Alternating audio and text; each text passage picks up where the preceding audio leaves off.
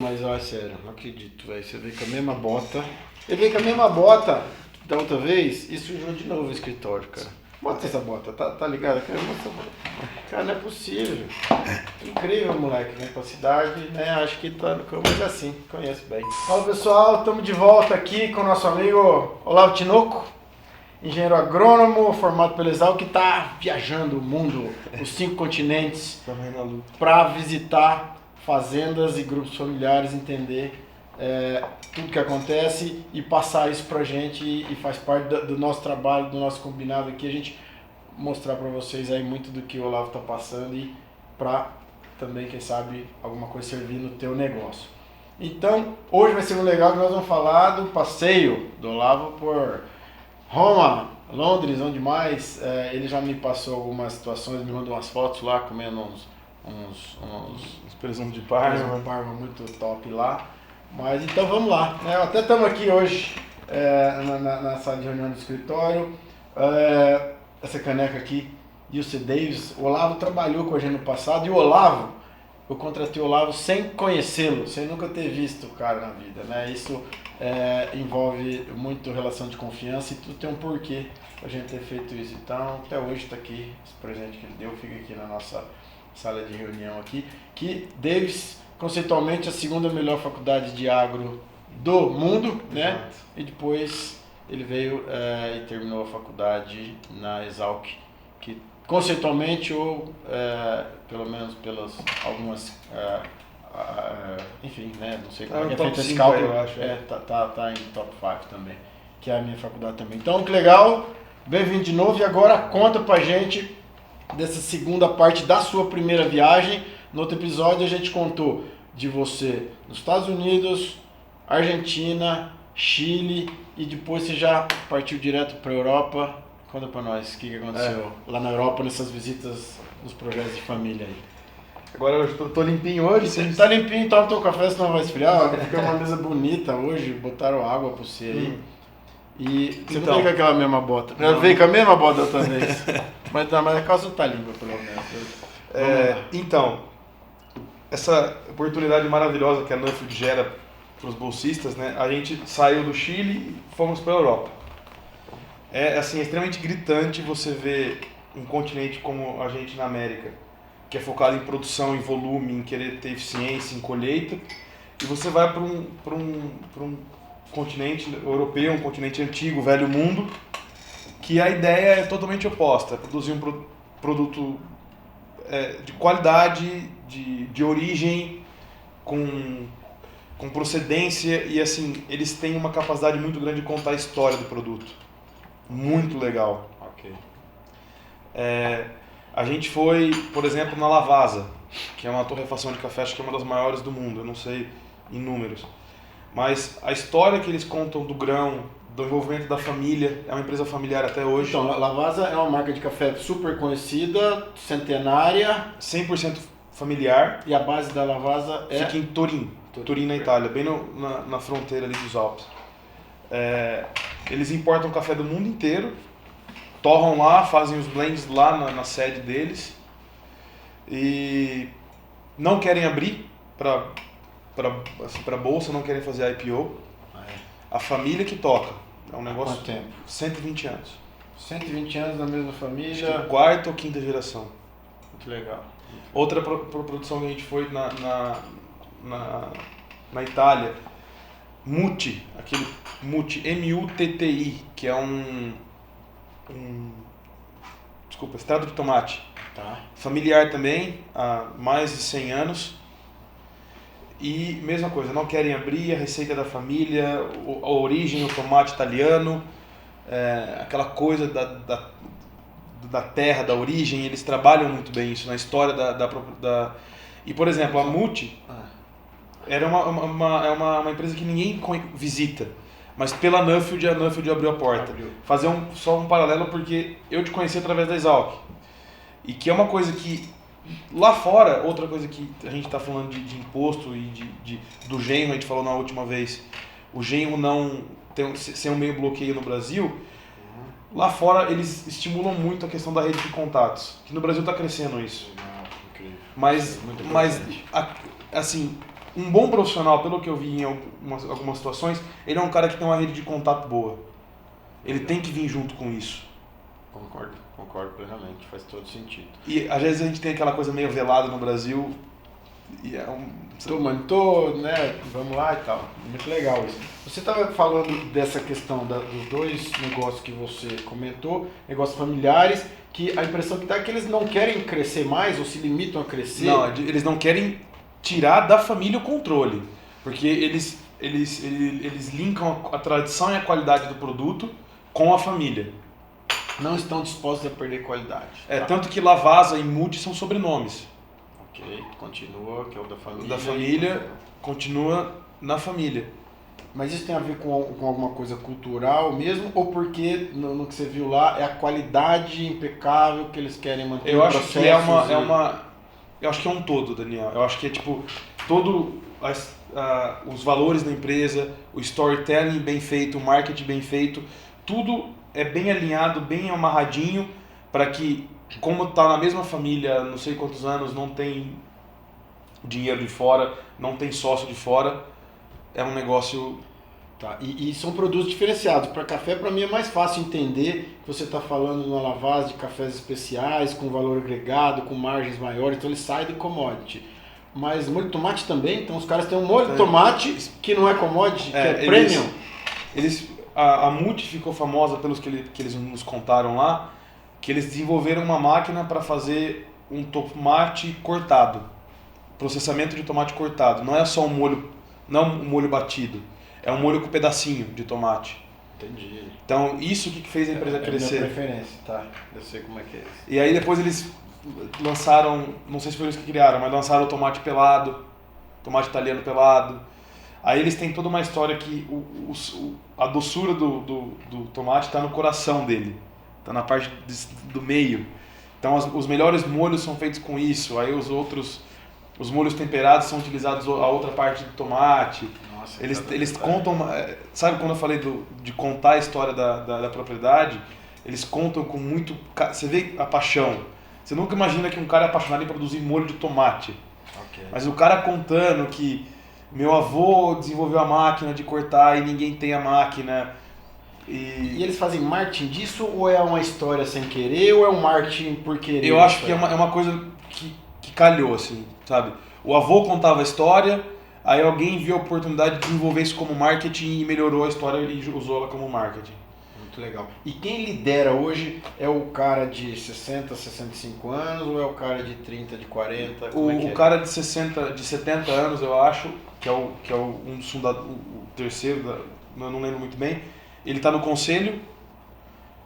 O do meio, que tem uns 40, 50 alto, está no comando da empresa, e o filho desse cara já está lá dentro, no chão de fábrica. Conta mais o que você entendeu com essa questão de conselho. Para quem não sabe, né, o conselho, na verdade, é um ambiente que se cria para que os acionistas controlem e tomem decisões sobre o negócio, né? E quando você vai para o ambiente familiar, pelo menos no nosso modelo na Trato, a gente tem um negócio que chama Trato Conselho, que a gente, claro que separa, né, o que é família, o que é patrimônio e o que é a gestão do negócio, mas a gente unifica no mesmo ambiente de discussão, cada hora você falando de um assunto. E essas empresas têm conselho, então um conselho consultivo, um conselho de administração, um conselho informal, como é que funciona isso lá? Essas empresas maiores, às vezes eles não abriam muitos números, mas dava a entender que se tinha um conselho mais profissional. Conselho consultivo, um conselho um conselho que se reunia com uma certa frequência, que tinha uma governança muito bem estabelecida dentro da empresa. Perfeito, é isso aí. Que para você entrar na empresa você já tinha que ter uma técnica. Esse cara aqui... Isso é fundamental para uma família seguir por gerações, né? Tem que ter as regras, senão vai dividindo, vai fundindo, vai cindindo. Esse cara que estava no chão de fábrica, que era o Francisco, se não me engano o nome dele, ele era engenheiro de alimentos. E estava lá cuidando da produção, do processo mesmo, de aventalzinho, touca e cuidando de máquina e vendo a qualidade do molho de tomate lá na fábrica. Não estava sentadinho... Tá. Só no escritório, ali, só com a caneta. Estava lá no chão de fábrica. Tá, que... Esse que era o líder hoje? Era o líder hoje. Não, esse era o filho do líder. Tá. O Francesco Pai era o cara que era o CEO da empresa. Tá. O de 70 anos, você falou que estava É o fundador, ele estava no conselho. E esse que estava ali no chão de fábrica é o Neto. Ah, o Neto, tá. O Abaixo do senhor. Entendi. Isso. Tá aprendendo e fazendo a coisa acontecer. O que mais legal que você viu na Itália? Vi uma empresa de produção de prosciutto. Eu vi você. Presunto de Parma. A foto sua comendo lá, nem trouxe. É... Tudo bem. Essa é mais antiga a empresa, era né? Não tão mais antiga, tinha terceira geração. Ah, não, então era tranquila. Mas foi que a geração fundadora foram 5 irmãos. Ok, 5 irmãos. 5 irmãos, eu tô falando. 5 irmãos. Eu conheço alguns negócios no Brasil de 5 irmãos que estão muito mal, outros que separaram em 5, outros que tem um agora de 5 que eu estou me lembrando, estão 5 juntos ainda, tá? Mas é muito difícil você manter isso, né? E eram 5 irmãos homens que começaram a fazer presunto por conta da necessidade da família, de comer, de ter comida na casa. E aí tinha uma receita boa e aí começou a aumentar a empresa. Um dos irmãos, quando ele tinha o irmão mais velho, digamos, quando ele tinha 15 anos, ele saiu da família dele para ir aprender a fazer o presunto de Parma em outro lugar. Quando ele voltou, ele pegou os irmãos mais novos e fundou a empresa. Então estamos falando de experiência fora para depois fazer o negócio bem feito dentro de casa. E aí cresceu a empresa. E aí eu não sei se é sorte ou se é o destino que acontece. Dos 5 irmãos, eles tiveram apenas 7 filhos. Que é uma coisa que você fala, nossa... Lá atrás? Lá atrás é pouco filho para a segunda geração. Sem dúvida. E aí o irmão mais velho, esse que saiu para aprender, que ele, pelo que dava a entender na conversa, ele era o cara que tomava a frente de tudo, ele colocou os 2 filhos dele dentro do negócio. Tá. E aí os 2 irmãos da segunda geração decidiram no conselho da família que eles estavam dispostos a comprar a parte dos primos. Porque muitos não queriam trabalhar, queriam mais a renda, queriam dinheiro. Então eles montaram um programa, acho que de 5 anos, e compraram os outros 5 sócios acionistas fora. Os outros 4. Eram 7. Os 7 da segunda geração, da segunda geração. Dois, comprar os outros 5. Comprar os outros 5. Tá. E aí, desses 2 irmãos que estão agora, uma, que é a Mirella, que nos apresentou a empresa, ela não tem filhos, só está entrando na terceira geração os 3 filhos do irmão dela. E aí cada um já está em uma área, já estão trabalhando na empresa. E é a mesma história do tomate. A paixão que se conta, a história, toda a história, que ela fala, o alinhamento dos presuntos está desse jeito aqui, porque se você olhar pela janela tem uma serra, e atrás dessa serra tem o mar, e aí do mar vem uma brisa fresca, que desce pela montanha e esse alinhamento dos presuntos faz com que a umidade seja melhor controlada. Então tem uma história. Não sei se é a teoria ou a prática, ou é a história ou é o marketing, mas a história é importante para continuar. E você vê como é que, por exemplo, essa mulher que está na rede, ela é a CEO, é a mulher, a irmã solteira, sem filho, que é a CEO. Então, outro paradigma quebrado aí que a gente tem. Aqui no Brasil nós estamos no tempo de a gente ver um empoderamento das mulheres aí muito legal, muita mulher no agro envolvida e quem sabe isso já é passado lá. E a gente tem um cliente na empresa incrível, né? Onde o patriarca acredita que a mulher não tem que trabalhar no negócio mesmo, a coisa, né, tem que ser para o homem. E nesse caso específico que estou lembrando agora, o genro, né, o genro já trabalha, porque o pai fala, não, isso aqui não é para vocês, fazendo não é para vocês, mas isso pai de primeira geração, aquele cara que fez tudo e que aí quer proteger muito os filhos, né? Quando a gente está tratando, entendendo de múltiplas gerações, já fica muito mais fácil esse entendimento da família, da continuidade também, e aí eu acho que perde-se um pouco essa sensação de preciso proteger demais meus filhos para eles não sofrerem, não passarem as dificuldades que eu passei, né? Que na verdade, no nosso entendimento, isso acaba sendo um erro, né? Que a pessoa comete sem saber, porque ele sofreu demais e os filhos dele não deveriam passar por aquilo, né? Mas aí que se engana, né? Que aí você não forma líderes firmes, fortes e que erraram e que aprenderam tomando pancada mesmo e, né, enfim. Mas vamos lá, vamos adiante. Estamos na Itália ainda. Agora vamos subir um pouquinho. Porque eu vi umas fotos de uma visita que vocês fizeram na FAO. Lá visitaram o Graziano, que é um brasileiro que toca a operação da FAO, pai do amigo nosso. É isso, o Graziano ele sai agora, acho que em junho ou julho, ele termina o mandato dele. E a gente foi lá conhecer a estrutura da FAO, que fica em Roma, né? Ah, tá, FAO, desculpa, você ainda está na Itália, é verdade. Estou ainda na Itália. É um lugar, uma organização que também foi fundada no pós-guerra, eu acho, com o intuito de produzir alimento. Eu não lembro muito bem de datas, mas a ideia no começo da FAO era volume. Mesma coisa, volume de alimentos que tem que alimentar o mundo. Hoje eles já estão com um pouco do viés um pouco diferente, de ajudar as comunidades menores. Essa década da ONU é a década da agricultura familiar. Ah, legal. Tá. Que a ONU, a FAO que vai coordenar. Então eles estão mais focados em políticas para ajudar pequenos produtores hoje em dia. Tá, tem um tempo que eu passava, né, que eu viajei para a África há muito tempo e eu sei que tinha bastante iniciativa da FAO para lá. Não achava que era tão efetivo, mas a hora que você fala que é uma década para tratar de agricultura familiar, tratar de coisa menor, começa a fazer sentido para todo mundo, né? A África não sei, porque na verdade é aquela coisa abaixo de qualquer nível, né? O nível de pobreza é muito grande, que às vezes a gente vê fomento para lá, mas fica aquém da expectativa. Mas depois, a hora que você fala também do foco de agricultura familiar, que são projetos menores, que precisam de mais apoio também para conseguir produzir, conseguir sustentar e não só produzir alimento para os outros também, né? Uma coisa que eles comentaram lá na FAO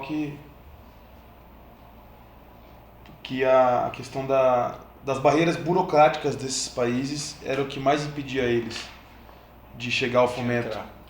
Países africanos, países da Península Árabe, eles tinham o cara contou lá que eles conseguiram uma verba para poder fazer um projeto de irrigação,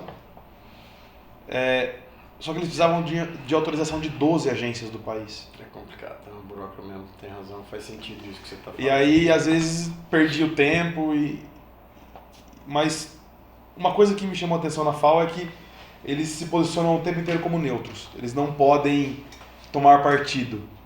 Porque uma das perguntas que rolou na mesa lá foi aquela pergunta sobre aquele arroz, o Golden Rice, lá, aquele arroz transgênico enriquecido com vitamina A e K, que alguns países da Ásia proibiram a entrada por ser transgênico.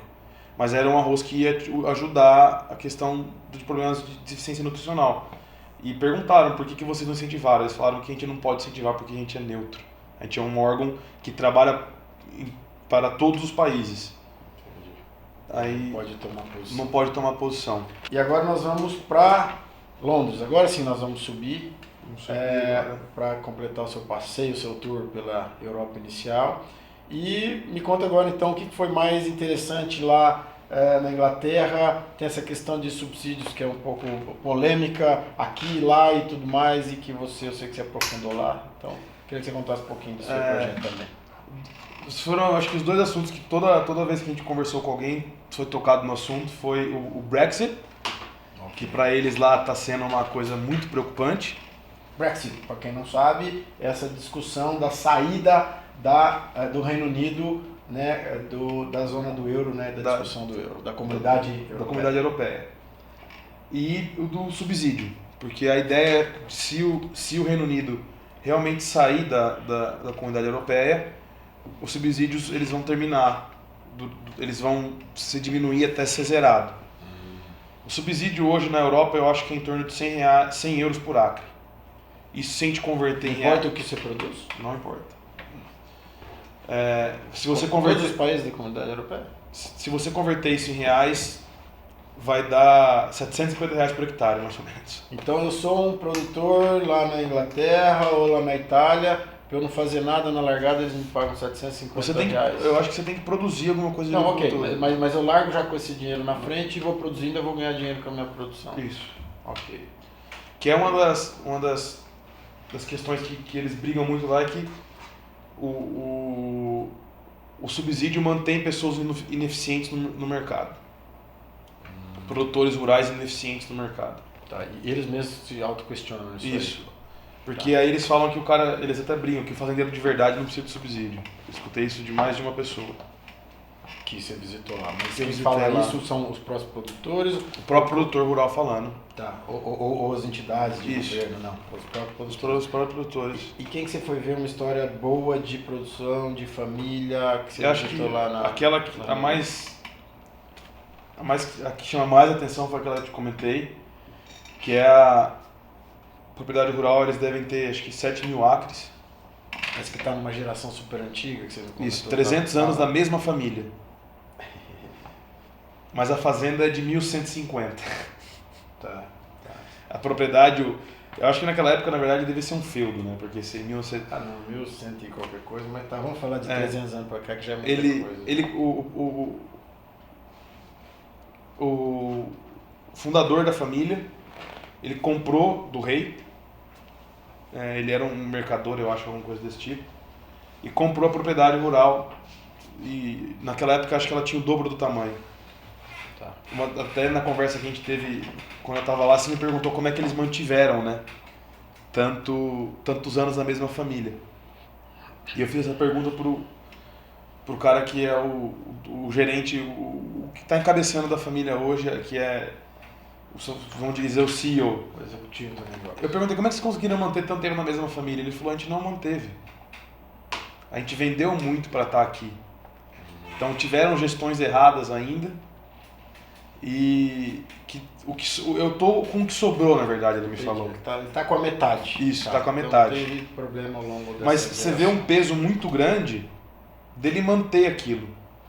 Porque você pergunta pra ele quantas gerações teve aqui na sua família, ele falou, cara, eu não sei. São tantas que eu não sei. Então ele não quer ser aquele cara que perdeu tudo. Já tem uma Tem dor. um peso muito grande. O cara já entra na família com essa dor.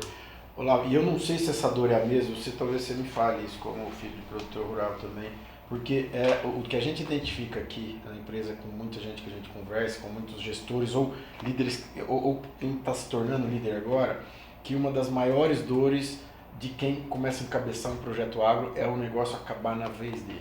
Aquilo que vem lá do bisavô, do vô, que vem diminuindo, que o negócio não está muito bom.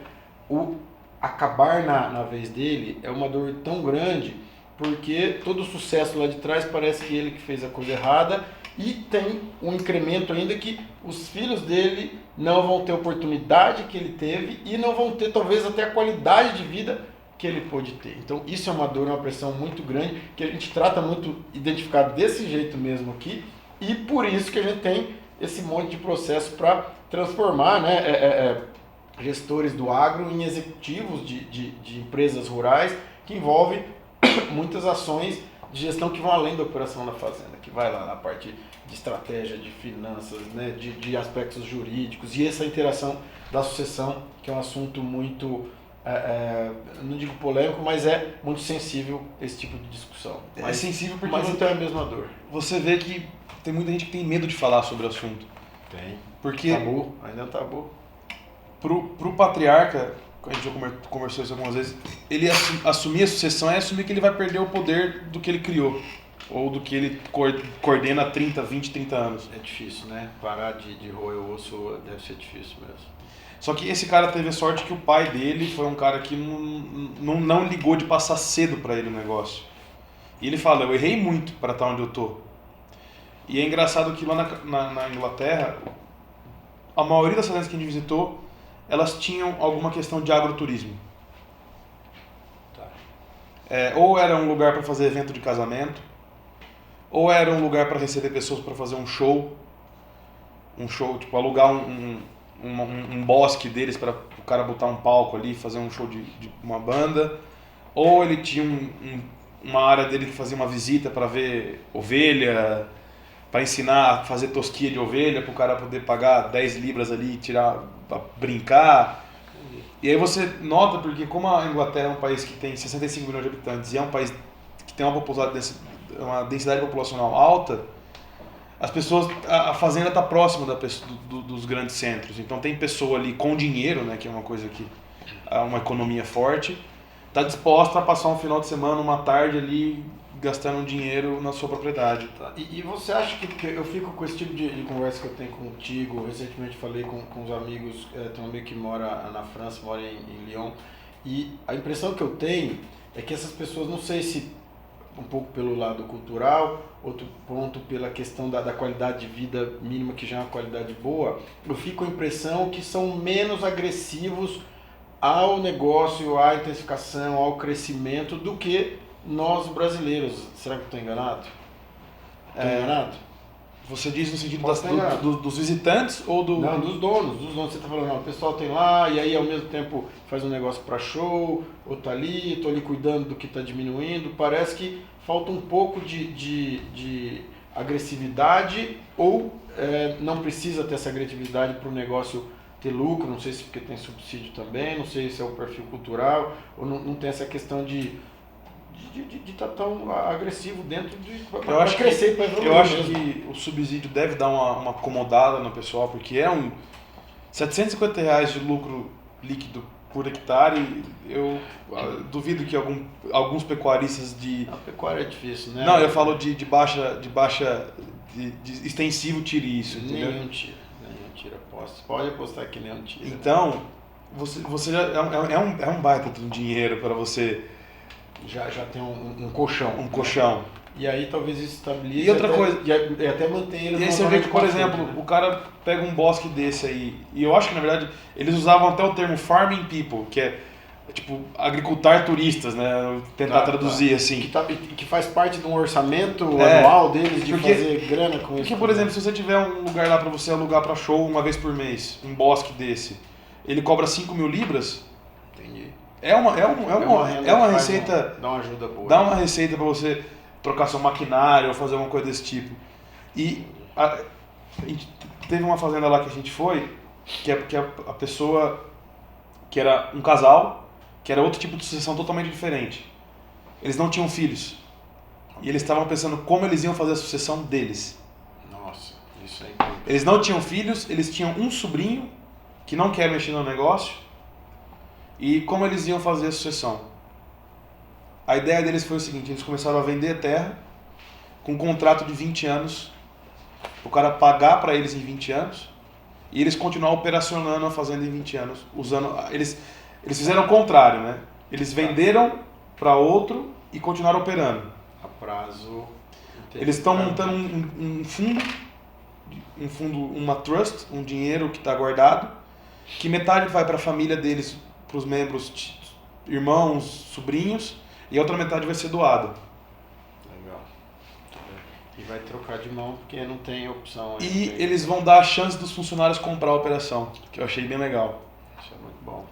E aí ela contou uma história... E o que eles fazem nessa fazenda? É agricultura de vegetais e frango de corte. Tá, e a primeira fazenda dessa turma de 300 anos? Agricultura, mesma coisa, muito forte, agricultura de vegetais, batatas, cereais de inverno. Eles tinham uma coisa que eu nunca tinha visto na vida, que era cervo, um rebanho de cervo. Comercial mesmo. Rebanho de cervo comercial, que é engraçado que o rebanho de cervo comercial ele fica em dois pastos gigantes, porque tem que ter aquela tela, porque senão ele pula.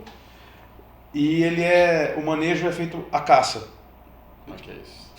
Por exemplo, eles colocam um reprodutor lá. Aí vai trocar o reprodutor, não tem como você fechar o rebanho num curral, chama a turma para poder trocar o reprodutor e trocar o macho. Você tem que caçar o macho. Manda bala. Na hora que vai abater os animais para vender... Também?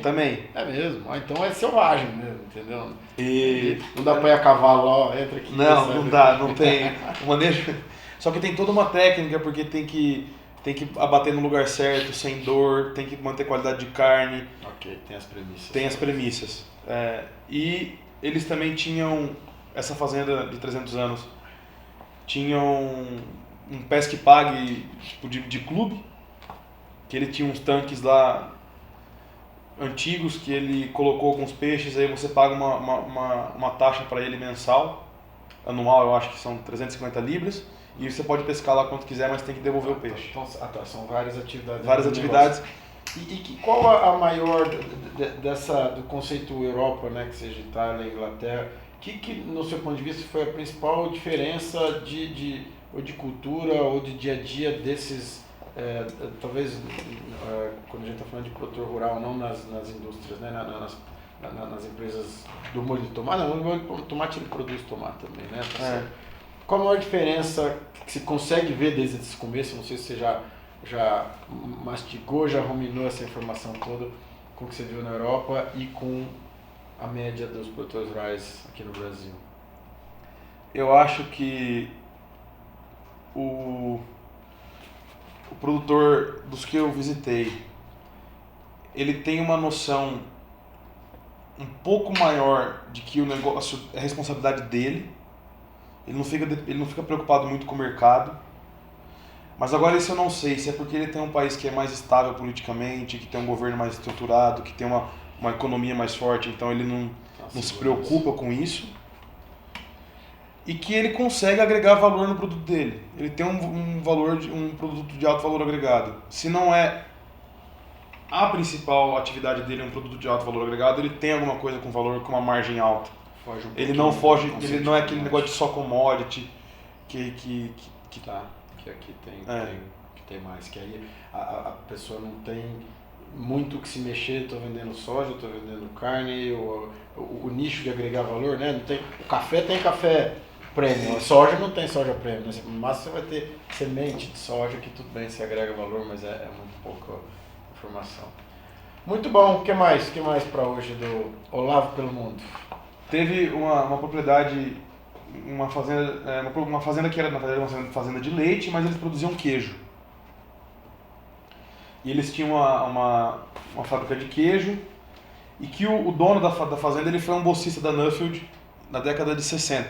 Olha que legal. Então é um senhor que viajou lá atrás e aí óbvio que a gente teve contato com ele por conta da Nuffield. E aí forma quase como uma rede das faculdades brasileiras, aquela irmandade que se... Então, e não é só até bom você falar nisso, você falou lá atrás, né?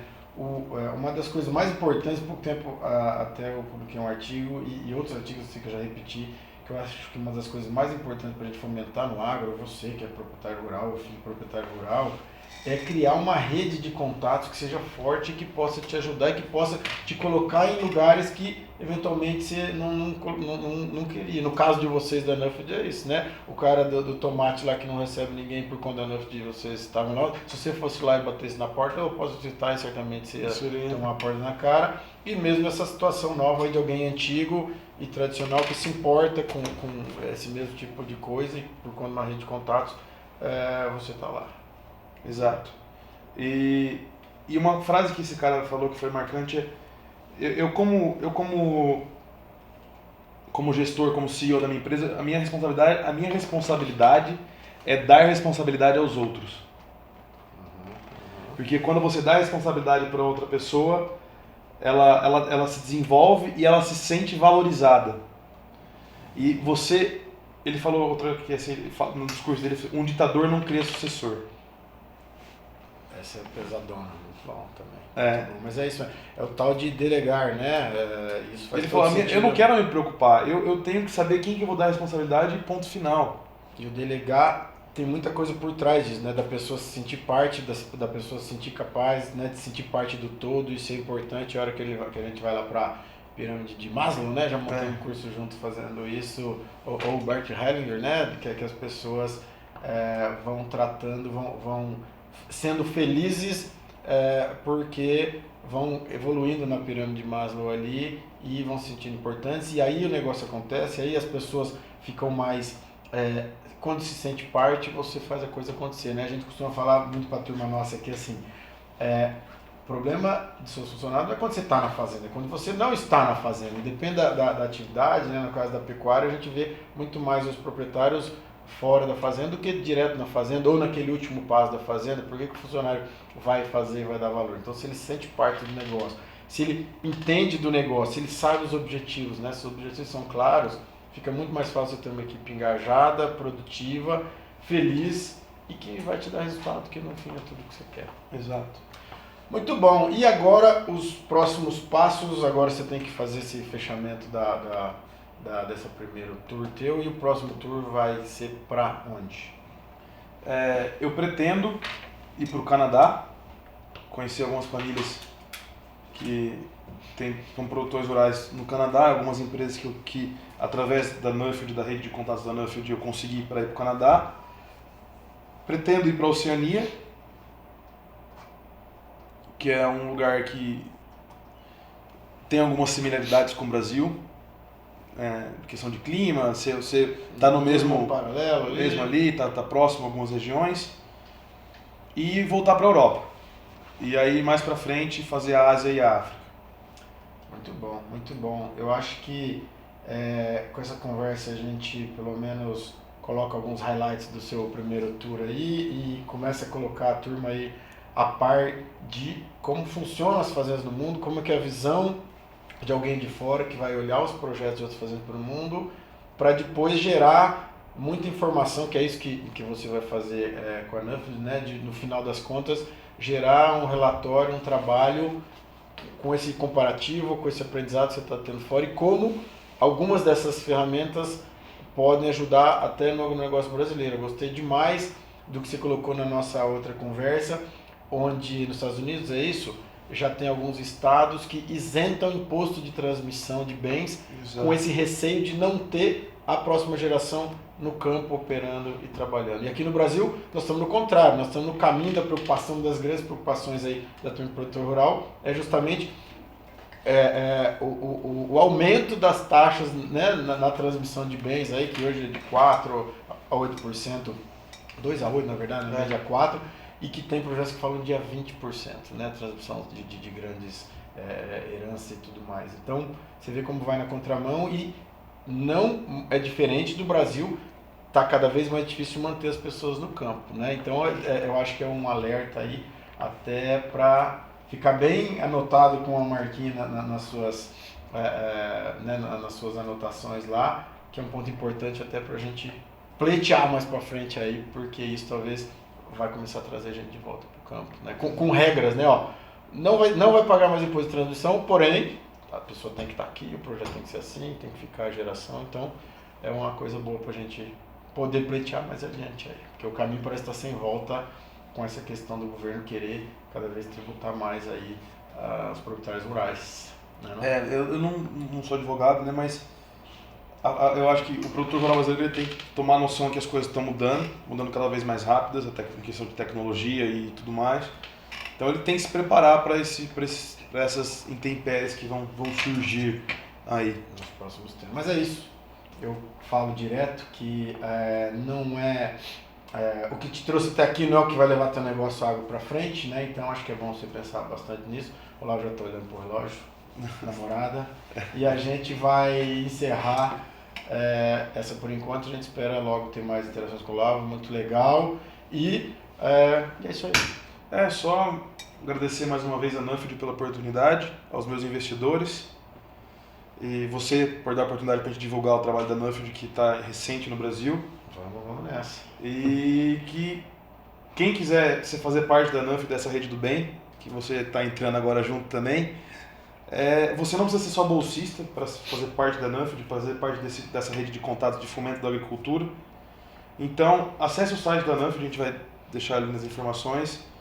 Pode vir falar com a gente, com o Daniel, a gente vai responder todas as perguntas aí. E vamos trabalhar em prol da agricultura brasileira, pessoal. É isso aí, muito legal. O Olavo está à disposição, a gente à disposição aí para essas interações em cima desse caminho, desse trabalho da Nuffield, que é incrível, na gestão e proteção de patrimônio do agronegócio de você que é de família de produtor rural. É para isso que a gente existe, para isso que a gente está aqui. Certo, Olavo? Obrigado. Certo. Agradeço mais uma vez. Até a próxima. Vai aprendendo bastante coisa nova aí nos próximos momentos teus e a gente vai estar aqui por perto para estar passando para todo mundo aí. Beleza? Beleza. Valeu. Um abraço. Até mais, pessoal. Tchau, tchau. Tchau e até mais.